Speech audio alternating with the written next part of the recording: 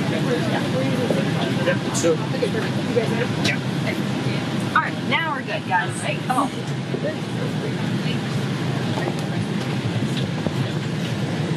Sorry.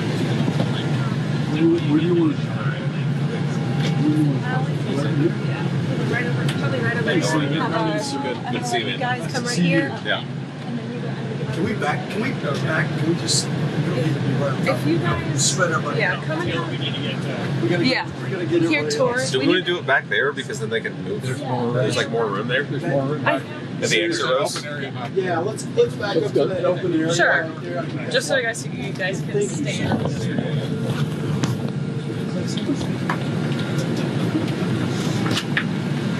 More real estate, I like that.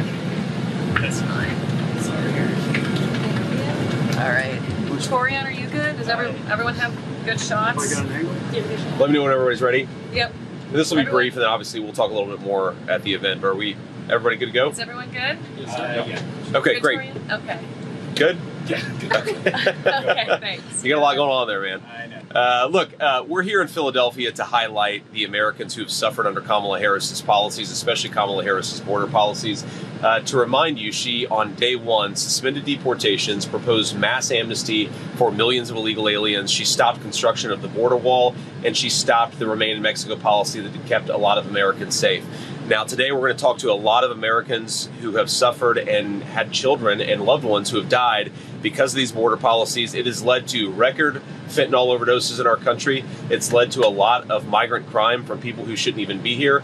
And it's, of course, driven up the price of housing for a lot of Americans who shouldn't have to compete with 20 million illegal aliens for scarce homes. Obviously, the big news of the day is that Tim Walz has been nominated as the VP, or is now the presumptive nominee, I should say, for Kamala Harris. My view on it is it just highlights how radical Kamala Harris is. This is a person who listened to the Hamas wing of her own party and selecting a nominee. This is a guy who's proposed shipping more manufacturing jobs to China, who wants to make the American people more reliant on garbage energy instead of good American energy, and has proposed defunding the police just as Kamala Harris does. I think it's interesting, actually. They make an interesting tag team because, of course, Tim Walz allowed rioters to burn down Minneapolis in the summer of 2020, and then the few who got caught, Kamala Harris helped bail them out of jail. So it is more instructive for what it says about Kamala Harris, that she doesn't care about the border, she doesn't care about crime, she doesn't care about American energy, and most importantly, she doesn't care about the Americans who have been made to suffer under those policies. I'll take a couple questions, then we're going to hit the road and go to this press conference. Yeah. Who would show that it's anti-Semitism reason why you believe Kamala Harris didn't choose Josh Shapiro to do that? Well, it's not what I believe. It's what the Democratic leadership has said. Many people said repeatedly that the reason Kamala Harris was going away from the Josh Shapiro selection is because they were worried about anti-Semitism. They were worried about certain voters. They were worried about some of the leaders and the grassroots activists in their party wouldn't take a Jewish nominee. I think it's despicable. I think it's disgusting. But that is right out of the words of many members of the Democratic leadership. And so now we have Tim Walz. But again, most importantly, we have Kamala Harris. Her policies have been a disaster, and they will remain so if the American people give her promotion. Senator, Yeah. have you or Governor Walz reached out to one another? I know when you were you're going to debate, you guys have reached out. I actually, on the way to the flight in Cincinnati, I guess in northern Kentucky, I actually called Tim Walz. I left a voicemail. I didn't get him. But I just said, look, congratulations. Look forward to a robust conversation and enjoy the ride. And maybe he'll call me back. Maybe he won't. Yeah.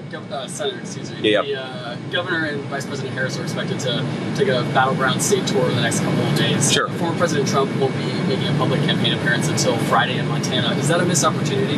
No, look, I think I'm making a number of public appearances over the next few days just to drive home the fact that Kamala Harris's policy have been such a failure for normal Americans. I know the president's very busy over the next few days.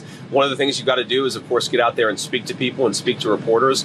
A final thing that you have to do, of course, is raise the resources. And I know the president's very busy doing exactly that. So he and I are taking a divide and conquer strategy to this campaign. Sometimes we obviously do events together, but I think we're going to use the fact that we have two people who can both get out there and prosecute a message. We're going to hit the road, but I really want to make just one final observation. I know most of you. I like all of you as people, or at least I like the ones of you that I know. I think that you guys have got to do a better job at actually forcing Kamala Harris to answer questions.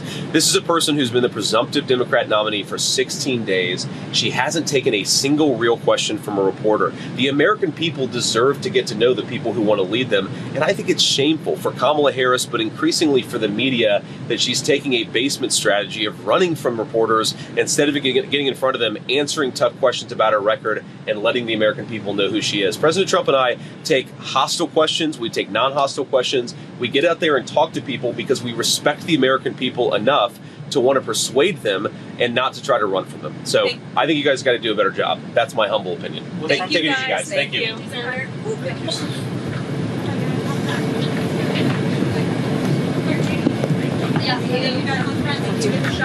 Come on, let's go, let's go.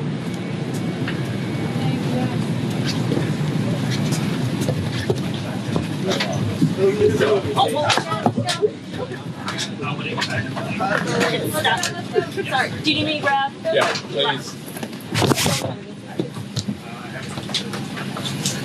Hey guys, thanks for watching. If you enjoyed this video, leave a like and consider subscribing for more unfiltered news from Mr. News. I'll see you in the next video.